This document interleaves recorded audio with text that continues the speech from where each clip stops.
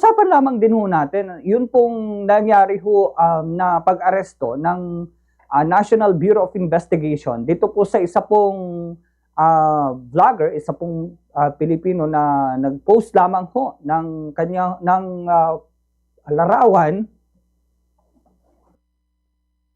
larawan ho mga kabombo ng Pangulo, no?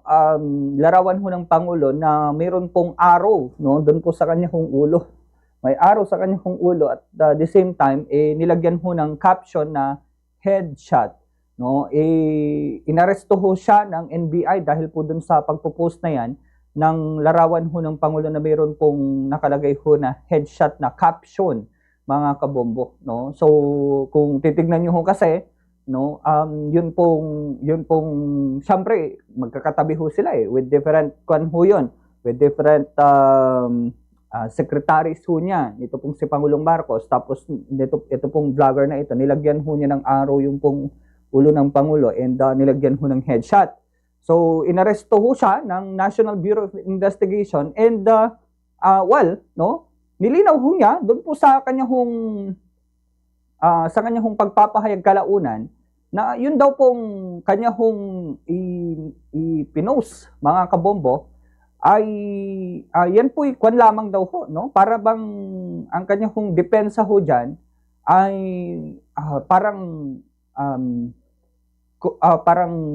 yun pong sinasabi ho niya is parang kalayaan niya lamang daw ho sa pagpapahayag, no? Comment niya lang daw ho, suhestyon or sentimiento lamang daw ho niya yun, mga kabombo. Yun pong nasabi pong ipinost niya na ito, mga kabombo. So syempre, no, yan po yung pong pahayag nito pong nasabi pong naaresto na ito at syempre para po siguro mas maging malinaw, no, para ho sa lahat, mga kabombo, yung pong bagay na ito ibahagi lamang ho natin, no, para sa mga tagapakinig at mga tagapanood ho natin, yun pong pagpapahayag nito pong nasabi pong vlogger na ito, mga kabombo. At narito po yung pong part ng kanyang pagpapahayag nung pong nakapanayam ho siya ng mga media na kung saan dinipensahan ho niya yun pong kanyang naging post, mga kabombo. Yung about talaga sa hindi ko po talaga alam na gagawa ng ibang ibig sabihin sa sa iba. Kasi sa amin, kaya masabi mo wala akong kasalanan kasi actually first nun is download ko lang po yung image na yon. Tapos yung arrow na nakalagay doon galing doon sa sa word na Bugo, yung Bugo City. Sa amin kasi Bisaya kasi kami. Sa Bisaya kasi yung Bugo, pag sa Tagalog Bobo sa Tagalog. Sa akin naman, sa nakita ko sa mga problema sa management dito sa ating bansa, kasi para sa akin naman kasi we are all have right to question to all public servant, but I'm questioning only the job as a leader in this country, but I'm not questioning the personality. So yung sa akin lang, karapatan, komento ko lang yung ibig sabihin doon. Pero iniba kasi sa ibang iniba kasi ang ibig sabihin, kaya nagkaganon. Pero sa amin yun lang talaga yung araw na yun, yung nakalagay na headshot sa word na Bugo, yun lang po. Wala nang ibang ibig sabihin. Na headshot lang. Hindi nababarilin sa ulo? Hindi po. Hindi na barilin sa ulo. Hindi ganun. Pati malayo sa personality ko yan. Hindi ko, alam ko naman ng tama at saka mali sa sa mga Bali, yung araw lang na yon napupunta kay sa presidente natin is galing doon sa word na Bugo. Yun lang yun. Yung Bugo sa amin kasi Bugo, sa Bisaya, sa Tagalog, Bobo, yun lang yun. Bakit mo nasabi yun, sir? Naano ko lang yun sa mga nangyayari ngayon, yung mga nangyayari ngayon na problema, kaya, pero hanggang doon lang po yun, hindi talaga, komento ko lang yun, komento lang. As a leader in this country, yun lang po yun. Pero hindi sa personality. Meron ka bang gustong ipahatid na mensahe? Kasi sa nga ito, pero para sa akin po, naghihingi po ako ng pasensya, na iba po yung ibig sabihin, may mga nagpakalat na gano'n at saka yung may mga baril-baril, hindi na po sa akin yun, wala po akong ganyang mga datingan or Yung sa akin lang, yung image na yun lang talaga, na komento ko lang, ang meaning kasi nung image, parang nagkomento lang ako sa nangyayari ngayon. Yun lang po. Parang paulit-ulit na daw kasi, sabi ni Director. Yun lang po talaga ang ano ko. Kasi lahat po, ako busy po kasi ako. Halos lahat ng ano ko, mga na-upload is galing lang po sa download ko. Mga nasa social media po yun lahat. Wala akong masyadong rating. Meron man akong mga own talaga na po sa aking account. Yung mga text lang na sarili kong bilang komento lang din yun sa mga nangyayari. Meron ka bang baril, sir, sa bahay? Wala talaga akong mga ganyan. Yung in the past, meron ka Wala pagkain rin. na armas? Wala rin. Meron kang background na police o law enforcement? Wala po. Okay, so yun pong pahayag mga kabombo nito pong nito pong nasabi pong vlogger mga kabombo. And syempre, no, sa panig naman ho nito pong sa NBI mga kabombo, syempre meron pong pahayag ho ito pong si NBI Director Jaime Santiago kaugnay ho rito sa usaping ito at kanya hong binanggit, no, na when it comes dito po sa nasabi pong post na yan is something na meron naman daw pong karapatan ang sinuman sa freedom of expression, pero meron daw pong hangganan, no? Yun pong tinatawag ho na freedom of expression mga kabombo. Well, kung makikita nyo ho kasi mamaya ipakita natin yung pong mga picture, no? Picture nung kanya kong post na sinasabi nga ho niya na bugo. Tapos yun pong anong tawag diyan? Meron pa pong kanho kasi yan, meron pa pong arrow, no? Arrow pa baba, no, doon po sa ulo ho ni Pangulong Marcos, sabay ang caption ho kasi niya is headshot, no?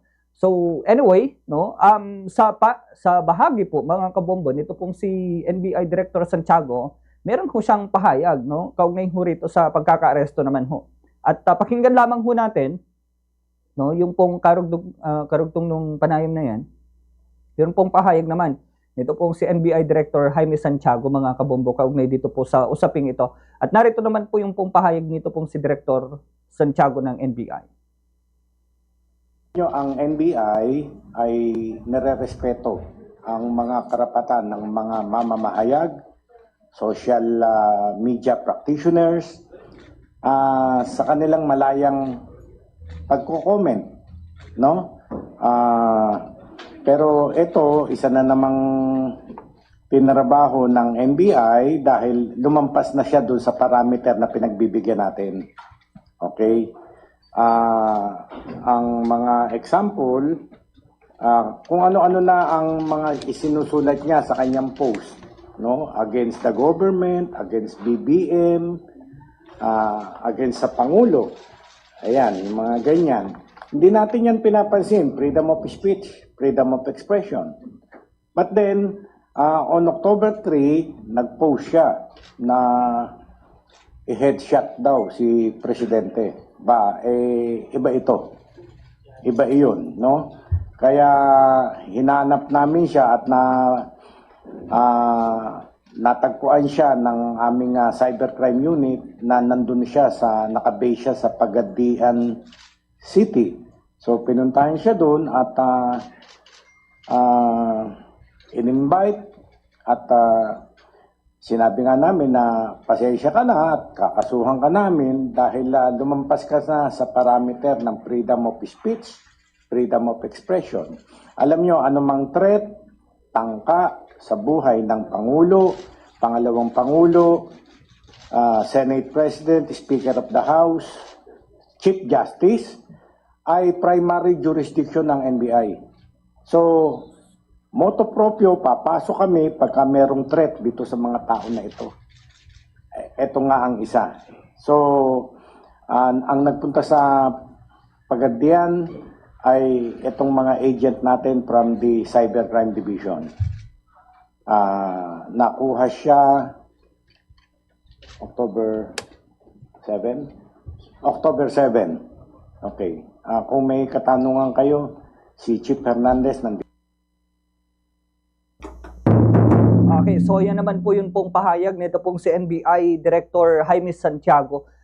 ipakita lamang po natin, no, yung pong post ho kasi niya na kanyang ginadjustify na, hindi naman yung headshot yung gusto kong ipagdiinan, kundi yung arrow na nakalagay sa ulo ng Pangulo is mula dun sa bugo na meron daw pong kahulugan sa mga Bisaya at kaya po naituro yun pong arrow ho ng arrow na yan dun po kay Pangulong Marcos, mga kabombo, na bagay na it's part of his freedom of expression or sentimiento, no, raw ho, no, para ho sa pamahalaan. So ito po, no, yung pong post na yun na binabanggit ho, mga kabombo, no, na nandun ho kasi sila sa harap ng Bugo City Hall, no, na kung saan from the word na bugo, doon po nagmila yung pong arrow, tapos itinuro yun pong ulo ni Pangulong Marcos. Kaso ang mahirap, yun pong caption ho kasi niya is headshot. No? Headshot. So, 'di ba? Parang yan po yung pong siguro pinagbasihan ho ng NBI, kaugnay ho rin. Siguro kung walang caption na headshot, probably very clear na ipapaliwanag ko ng mga Bisaya na, yung ibig sabihin niyan is from dun sa word na bugo to Pangulong Marcos. Yan yung itinuturo si Pangulong Marcos. And it's just purely freedom of expression.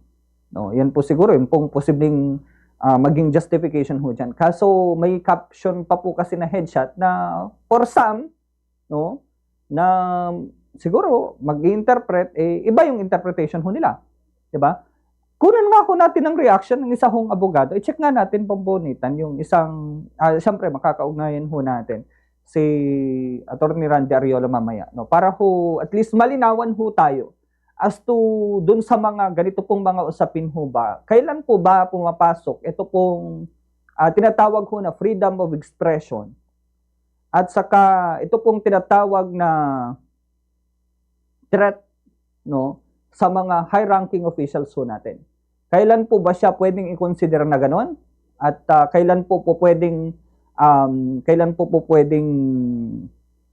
i-consider na yan po purely freedom of expression lamang, no? Kasi again, kahit na yun pong freedom of expression is something na very specific, no? Doon po sa constitution ho natin na no law, no, shall be passed abridging freedom of expression or kung ano pa man. So it's something na very clear na ho yun na wala dapat batas na posibleng makaapekto doon po sa freedom of expression. Wala dapat batas na ipapasa na pwede hong makaapekto doon po sa bagay na yan. However, may limitation pa rin ho yung mga karapatan. Pero anyway, no, pagdating po dyan, kailan po ba pumapasok ang freedom of expression at kailan po pumapasok yun pong posibleng pagbabanta sa mga matataas na opisyal ho natin. Si Attorney Randy Ariola, makakaugnayan ho natin, isa pong law professor at nakakatuwang rin ho natin sa atin hong palatuntunang Duralex Sedlex. Makakaugnayan ho natin ngayon pong umaga. Attorney, welcome ho dito po sa atin hong palatuntunan. Magandang umaga ho sa inyo. Nais lamang ho namin kayong kunan ng reaction kaugnay ho dito po sa pagkaka-aresto ng isa pong individual na sinasabing dahil po yan sa kanyang post na meron pong larawan ni Pangulong Marcos na kung saan may arrow sa kanyang ulo at may caption ho na headshot, no? Pero ang justification naman niya nanggaling ho sa bugo raw ho yun. Tapos itinuro lamang ho yung pong ulo ni Pangulong Marcos at hindi naman daw po ito intensyon na gumawa ng hindi maganda laban ho sa Pangulo. So kailan po ba, attorney, pwedeng sabihin na yun pong isang gawa na freedom of expression at kailan po ito nagiging banta naman ho sa mga matataas na opisyal po ng ating pamahalaan po, attorney? Okay, magandang umaga, Bombo Kerbin. Magandang umaga po sa lahat ng ating mga tagapakinig.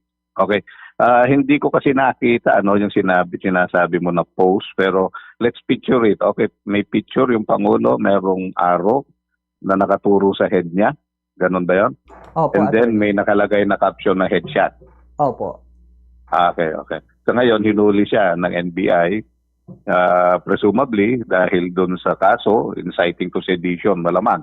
ang isasampa sa kanya. Alam mo, ang freedom of expression, freedom of the press, freedom of expression, ito ay guaranteed na karapatan ng bawat mamamayan, di ba?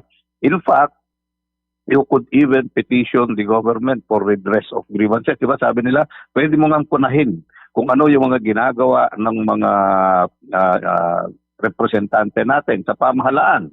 At pwede mong tuligsain kung ano yung kanilang mga ginagawa. Magsabi ka at ano man ay sakop yan.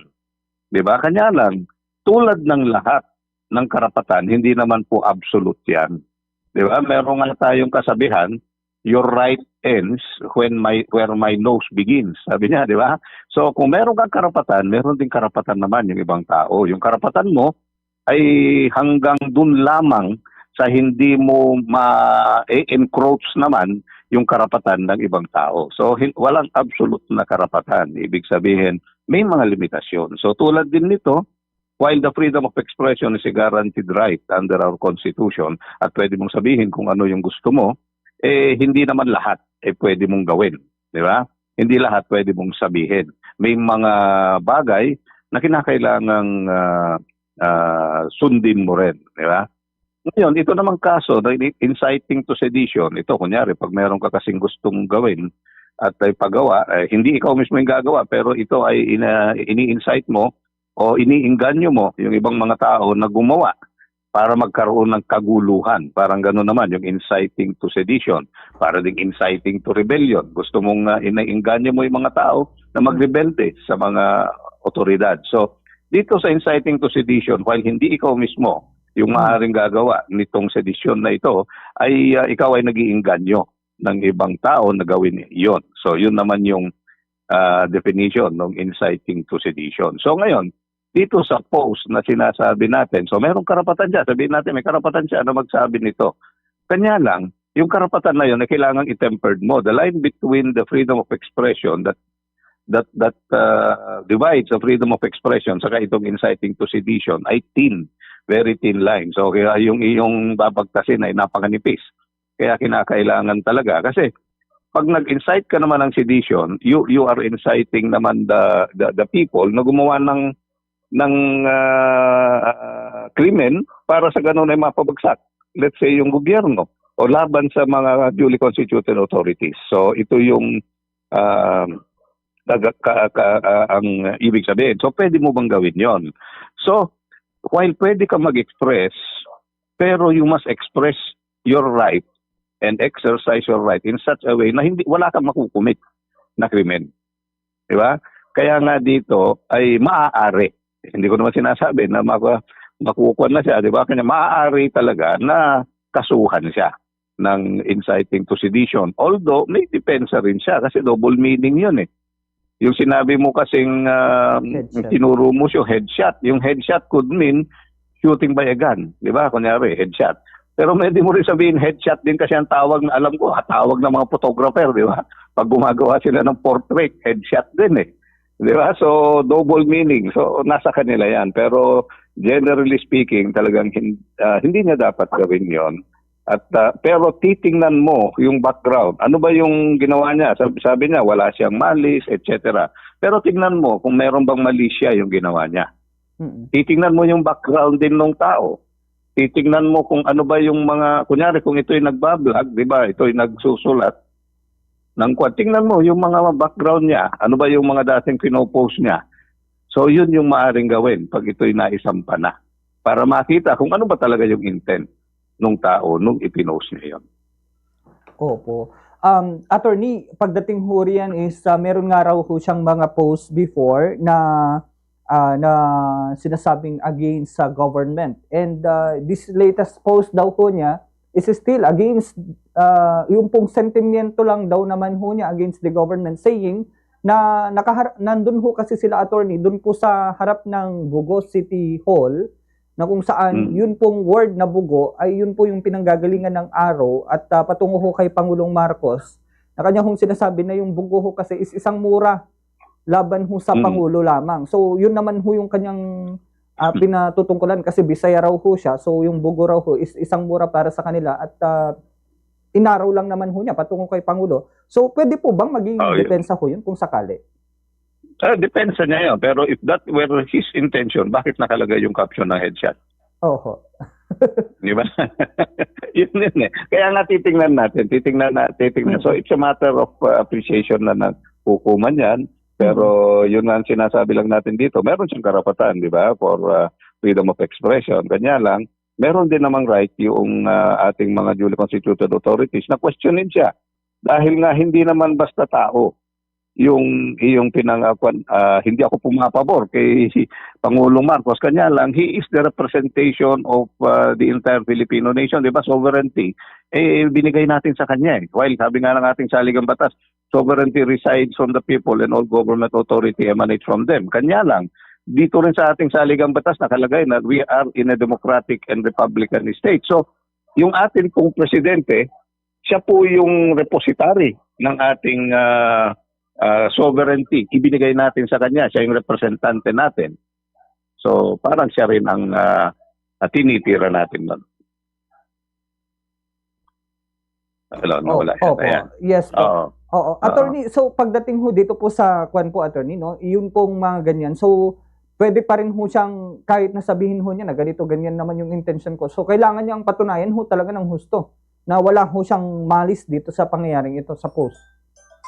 Oo, it would all boil down sa appreciation ng hukuman later kung ano ba talaga. Pero ang sinasabi lang natin, while meron siyang karapatan na mag-express ng sentimiento niya, meron din naman, nasa tamang karapatan din naman yung ating government agency para questionin siya dahil trabaho rin nila yan. So ang mangyayari dyan, hayaan natin yung hukuman ang siyang mag-interpret kung tama ba siya, kung sinong tama sa kanila.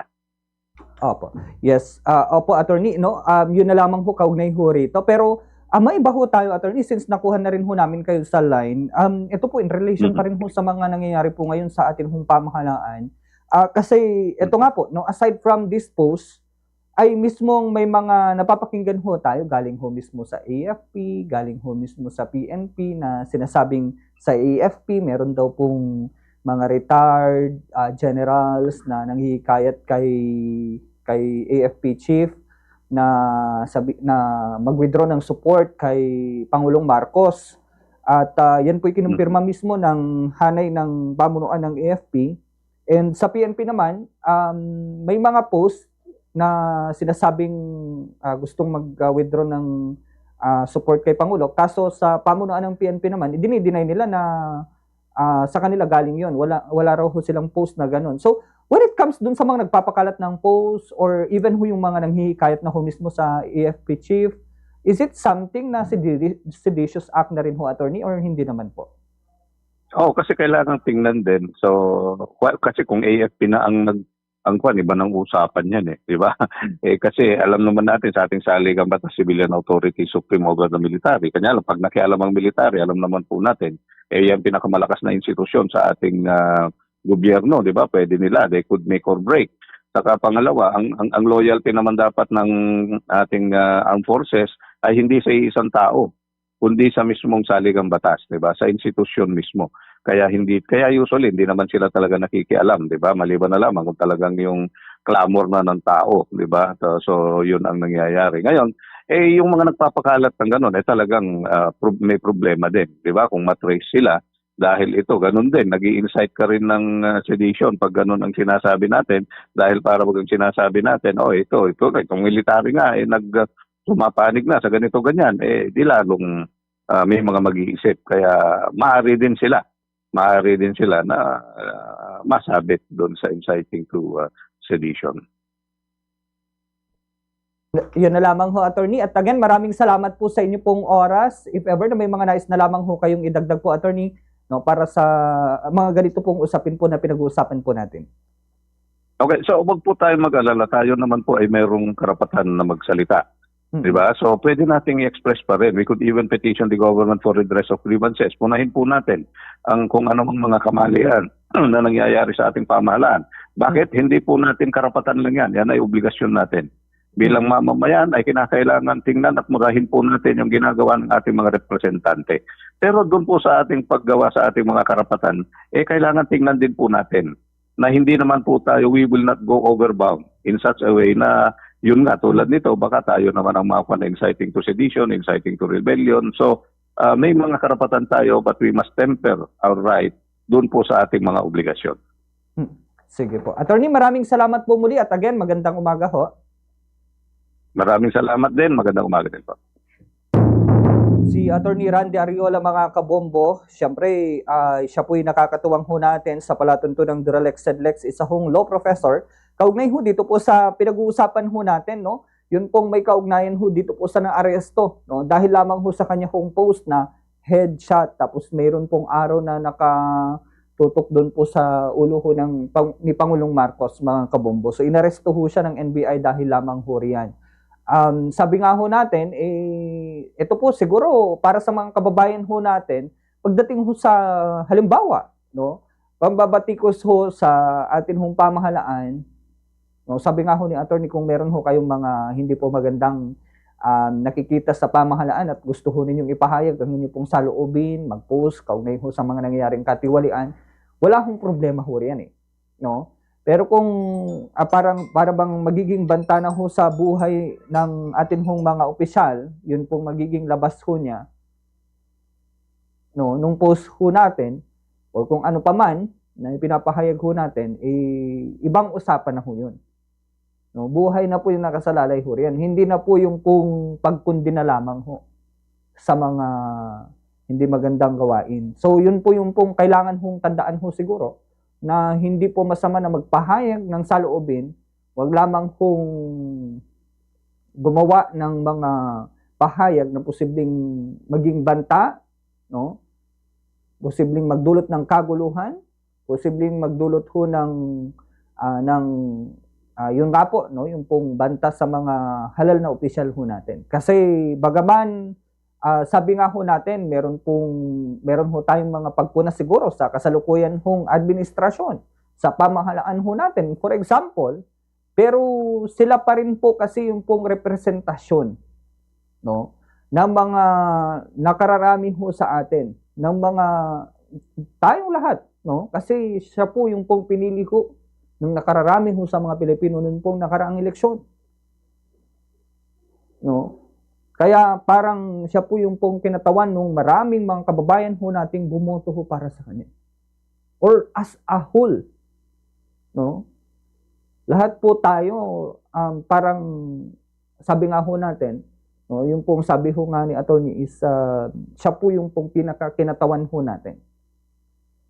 No? Ngayon, kung sakali man, mga kabombo, na may pagbabanta against him, siyempre, no, talagang yung pamahalaan ho natin ay gagawa ng hakbang para tugisin yun pong nagbabanta. If you remember, si VP Sara rin ho na once naging subject ho dyan. Kasi ewan ko kung natuloy po ba yung kaso. Diba? Inimbestigahan ho siya ng NBI due to her statement rin ho against the president. Diba? Kasi meron na raw siyang na-hire na hard killer para ipapatay ang Pangulo, ang kanyang asawa at si Speaker Romualdez before. Diba? Kaya po naging subject rin ho siya sa mga kaso or sa mga pag-iimbestiga ng NBI. No? So, yun po yung pong mga, sabi nga ho natin, probably maging limitation pagdating ho dito po sa mga ganyan ho mga bagay.